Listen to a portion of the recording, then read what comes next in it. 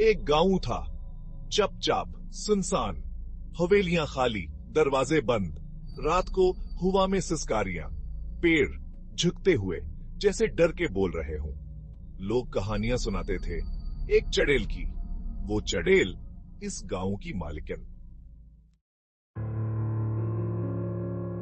गांव के बीच में एक पुराना बरगद का पेड़, उसकी छांव में कोई नहीं जाता था। वहां जमीन ठंडी, सूखी पत्तियों से ढकी हुई। लोग कहते थे वो चड़ेल का ठिकाना है।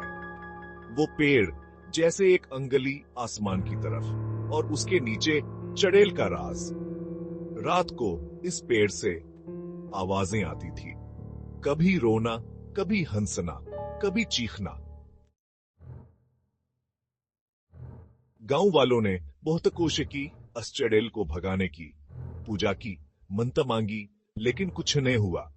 धीरे धीरे गांव खाली होता गया, लोग डर के भाग गए। सिर्फ एक छलुग बच्चे मजबूर, वह लोग हर रोज चड़ेल का खौफ अपने दिल में लिए जीते थे। इनकी आंखों में डर साफ दिखता था। हर रात एक नई कहानी, हर सुबह एक नया डर। गांव में सिर्फ खामोशी थी और चड़ेल के सिसकारियां। रात के अंधेरे में जब हवा चलती तो दरख्तों के सिरसराहट चड़ेल की हिंसी की तरह गती। बच्चे अपनी मां की गोद में छुप जाते और बुजुर्ग पुरानी कहानियां सुनाते जिनमें चड़ेल का जिक्र होता। हर घर में एक दिया जलता जो चड़ेल को दूर रखने की कोशिश करता, लेकिन चड़ेल की मौजूदगी हर जगह महसूस होती। गांव के कोने कोने में असके सिसकारियां गूंजती थे। लोग एक दूसरे को तसल्ली देते, लेकिन दिल में सबको मालूम था कि चड़ेल का खौफ कभी खत्म नहीं हो। रात की खामोशी और चड़ेल के सिसकारियां गांव की किस्मत बन चुकी थे। हर रात एक नई कहानी और हर सुबह एक नया डर। गांव वालों की जिंदगी एक खत्म होने वाला खौफ बन चुकी थी।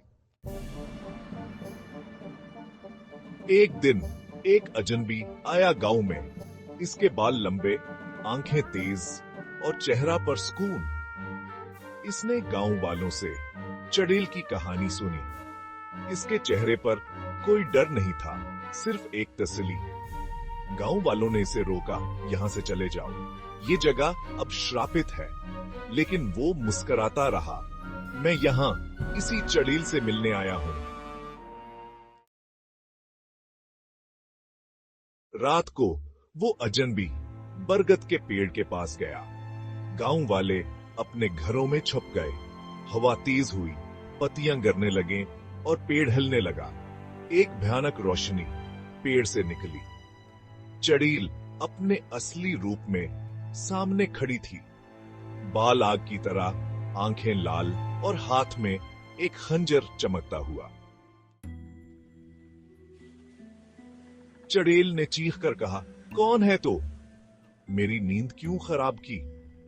अजनबी ने मुस्कुराकर कहा, मैं तुम्हारी रूह को सुकून दिलाने आया हूं।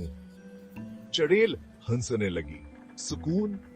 मुझे सुकून नहीं चाहिए, बदला चाहिए। अजनबी ने कहा, बदला लेने से तुम्हारी रूह को सुकून नहीं मिलेगा। मुझे बताओ, तुम्हारी कहानी क्या है? चड़ेल ने अपनी कहानी सुनाई। ये कहानियां एक दर्दनाक माजी की थी। एक ऐसी कहानी जो दिल को छू जाए। वो कभी एक लड़की थी जिसको उस गांव वालों ने धोखा दिया था, मारा था।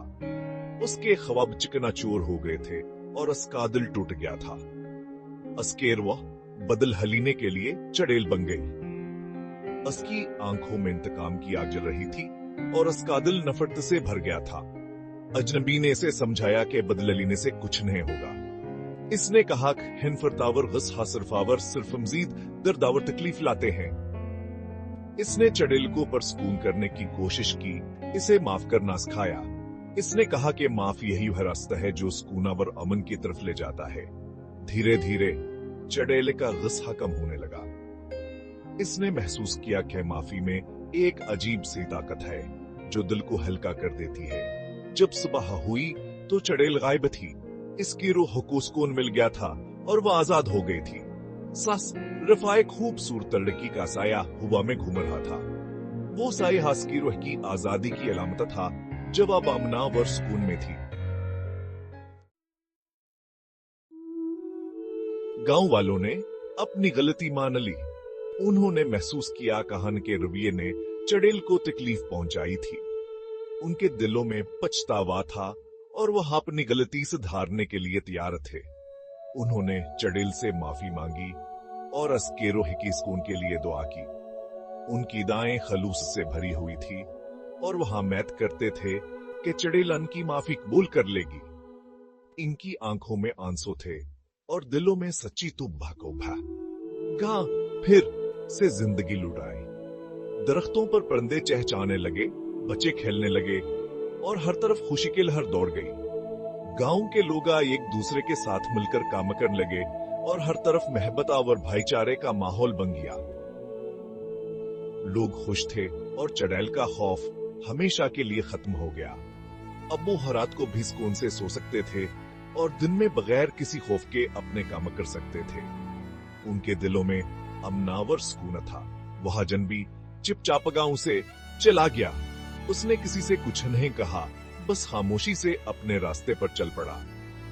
गांव वालों ने इसे जाते हुए देखा, लेकिन किसी ने इसे रोकने की कोशिश नहीं की। वह कौन था कोई नहीं जानता था, लेकिन उसने गांव को एक नए सिरे से जीना सिखा दिया था। उसकी मौजूदगी ने गांव वालों को एक नई उम्मीद दी थी और उनके दिलों में एक नई रोशनी भर दी थी। वह एक मामा था, लेकिन उसका असर हमेशा के लिए था। अब जब भी हो अचलती है तो गांव वालों को वह चड़ेल नहीं बल्कि वह जनबी याद आता है जिसने उन्हें माफी का मतलब सिखाया। इसकी यादें इनके दिलों में हमेशा जिंदा रहेंगी और वो हमेशा हंस के शिकर गुजार रहेंगे। इसने इनकी जिंदगियों को बदल दिया था और उन्हें एक नई शुरुआत दी थी।